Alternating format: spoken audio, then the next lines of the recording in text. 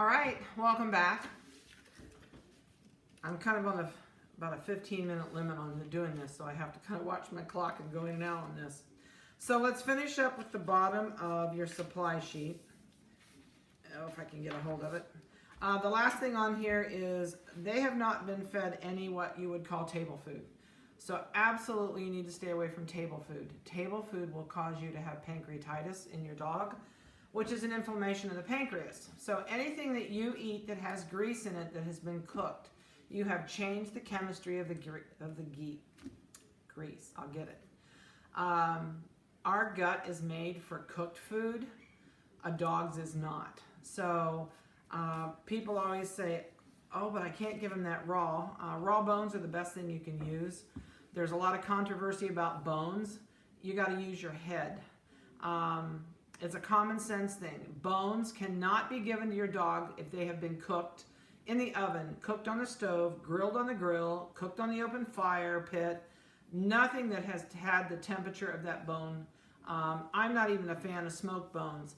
There are smoked bones everywhere on the internet. Every pet store has them. Those smoked bones have been raised to a temperature of around 200 to 220 degrees. That's cooked.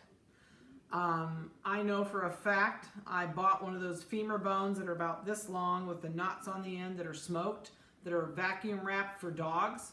I bought 75 of those a year ago for Christmas to give out to my clients. Well, I gave one to one of my dogs before Christmas, thank goodness. I heard this crunching and cracking and I thought, what has that dog got? And I went over and looked in the kennel. She had bone shards laying everywhere. She had chewed those on her back molars and they were splintered everywhere. So I hurried up, dug out of her mouth what she still had in her mouth, cleaned up all the shards on the floor and took them all back to the store. So be very careful of anything that says smoked that's a bone. I would avoid it like the plague. The other thing you want to avoid are those chew things that look like raw bones or dinosaur bones with the knots on the end. There's all kind of brand names out there. Dingo, Walmart sells them, grocery store sells them. There are no bones that are, no rawhide. It's actually rawhides that they're made out of. And rawhides, there's no white leather. Those have all been bleached. They also have glue in them.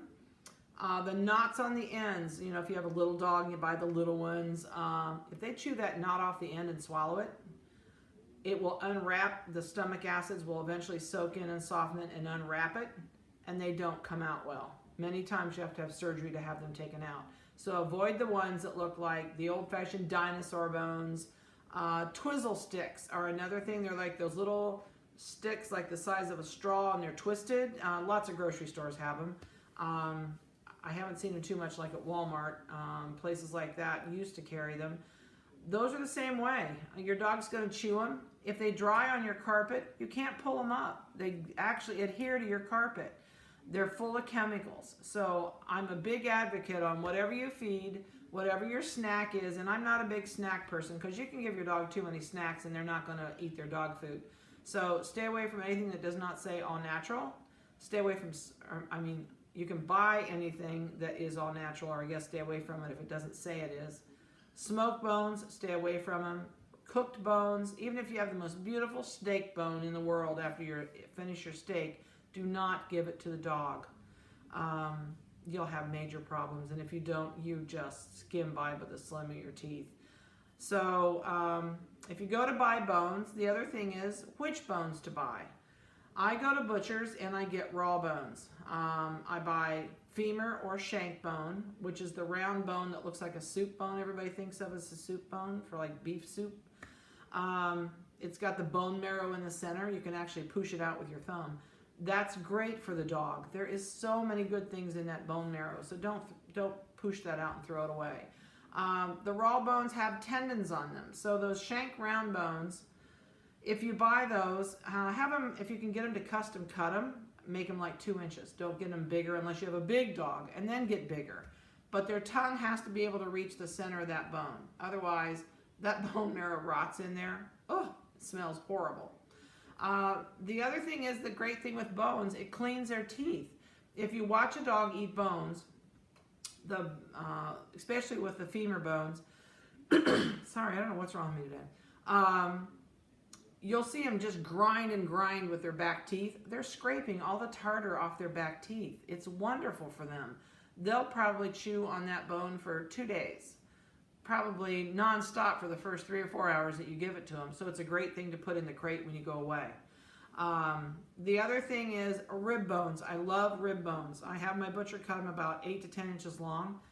The dog, they're actually honeycombed inside. So the dog's teeth will perforate that bone. They'll chew it all up. It doesn't splinter because you haven't cooked it. And it cleans all those front teeth because they're tearing at that with the rib bones, and they're also grinding and pushing their incisors through it, which keeps those teeth clean. The cute little things that look like toothbrushes that are green, they're called greenies. Oh, they're cute. They're a snack, but they're not brushing your dog's teeth. It's nothing more than, eating your dry dog food. There's a lot of things out there that look like they're going to do a good job, but the good old-fashioned hard stuff, deer antlers are good. They're expensive. They're no different than a bone. Cow toes are wonderful. I love cow toes. I don't buy them with, you're going to get a cow toe from me when you come. You're going to get a cow toe from me in your box when I ship it to you. Cow toes are relatively inexpensive. You might pay 50 cents to $1 maybe. They're going to last forever. Your dog will get bored with it because he's never going to finish it. So put it away. Give it back to him in a couple weeks. I think he's got a brand new toy. They are rock hard. It's good for them to bite and chew on those back teeth with it. So there are really good things out there to chew on. Nylabones. If your dog will chew on a nylabone, that's great, but it's not going to clean his teeth. It just gives it something to exercise its teeth and his jaws, and keep it busy. It's a busy tool. Another thing, since we're on that type of thing, is if you're going to buy Kongs, anything, whether it's a Kong or whatever the toy is that you stick food in, make sure you take that Kong at least once every 2 weeks. Once a week would be better, but once every 2 weeks, run a baby bottle brush in it, because when their tongue goes in that Kong to try and get the food out that you've put in there, or those little bone, like milk bone, I don't like milk bones, but that type thing inside there, they're getting all that saliva, which has bacteria in it. And I have, from personal experience, which I didn't clean the Kong for about a month, I picked it up and looked at it. It was full of black mold. So yeah, clean your Kongs out once in a while with a brush, and just some mild Clorox water would be good. It'll kill the bacteria in them. But there's a lot of good things on the market. Just kind of be conscientious as to what you buy. Deer antlers are really expensive.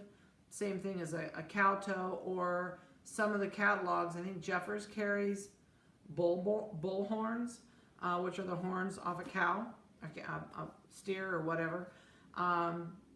There's lots of things out there that are really hard and natural for them to chew on that will help clean their teeth. So just kind of watch what you get. Stay away from table food. Stay away from as much man-made snacks as you can get. It's not the size of the snack, it's the smell that they go after. Bill Jacks are wonderful. I like Bill Jack treats a lot. If you've got kids that always want to give them treats, the bigger the treat, the less they're going to eat their dog food, and the more finicky they're going to be. So Bill Jack treats come in a bag or a little milk carton. I know they still do the bags. There's 100 in a bag. They look like a beef bouillon cube, and I cut them in 4 pieces. So I would take maybe 5 treats out, cut them in 4 pieces. That's 20 treats for your kids. Give them a baggie and say, here, this is all you get for the whole day. So it's got to make it last if you're going to give them a treat. You can even make them in 8 pieces. But watch the snacks, cut down on those. Training snacks are great, but you can give them too many. Charlie Bears are good. There's 3 calories per Charlie Bear. Charlie Bears you can get from Jeffers Supply, I'm pretty sure, and probably Revival now. I know Jeffers has carried them for a long time. Some stores carry them. It looks like an oyster cracker, and very, very, very low fat. So that's a good one to buy. I'm going to shoot my throat. All right, so that's it, but do call, request everybody's catalog. They'll all send you catalogs. They may not do it forever because you've got to buy something from them to keep on their catalog list. But like I said, Revival, Jeffers, and Nature's Pharmacy are my go-tos, and Pet Edge are the main go-tos that I like. And you can kind of play with the list, get the catalogs, you'll really enjoy them. Everybody carries the same thing. Some carry more than others. Some are cheaper than others. So you're going to have to find out what catalog suits you guys the best. So for now, that's everything on that. I got a couple minutes left. I'm going to go over feeding your puppy. The green sheet in here says feeding your puppy when you get it home. The top of this explains how we feed. The bottom is how you probably are going to feed. I do not feed on a schedule. We feed what's called free choice. We never take their dog food away from them. They've got a bowl in front of them. They've had that bowl in front of them since they were born, but they didn't really get in it to chew on it until 3 to 4 weeks old. So for the time they've been with us, they can eat whenever they want. It's never taken away. They never overeat that way. They only pick just a little bit each time. The big thing I tell you when you get your dog home, everybody and their brother is schedule oriented. It's not going to kill your dog to put it on a schedule. So the good thing with non-schedule, they never overeat. They eat a third to two-thirds less dog food that way. The thing that's going to drive you nuts when you get it home, for the first 7 to 10 days, leave its food in there 24 hours a day. You can house train a dog on free choice, but if you're not home, you may want to schedule, but you're going to really have to watch how much you feed so that you don't get the puppy hypoglycemic when it first goes home. So for the first 5 to 10 days, 7 to 10 days, please leave it on free choice. When you go to change your dog food, and you may, when you get it home, you're going to call me and go, I don't know what to do, the dog's not eating. First thing I'm going to ask you is it pooping? If it's going to the bathroom and defecating, it's eating. You will not see this dog go and sit and eat a whole bowl of food. It's going to pick 4 or 5 pieces of kibble. 2 or 3 hours later, go back, have another 4 or 5 pieces of kibble. It's kind of that. It just grazes during the day. Eats way less dog food. So if you're going to start a schedule, when the time comes and you say, okay, you know what, I'm going to go on a schedule. That's fine. The big thing is you're going to put it down, give it everything it'll eat in 15 minutes, and take it away. Now, in a few weeks, this dog is going to learn that this is all I get. I got to eat it all right now. I don't care, because it does not know when the next meal is coming. Even though you feed at the same time every day, it's going to inhale that dog food. It may get a little bit food aggressive. They are not food aggressive when they're fed on free choice. So if you've got kids in the house, you're going to want to handle that food. Every once in a while, put your hand in and push its face away, pat the food. If it growls at you, you're going to clobber it and tell it no bite. If you have little kids, it's really important to teach that puppy to let you touch its food. That way, if something's dropped, the dog doesn't go after the kid and snap the baby. So I'm out of time. I'm going to come back and finish this when we get back in just a few minutes.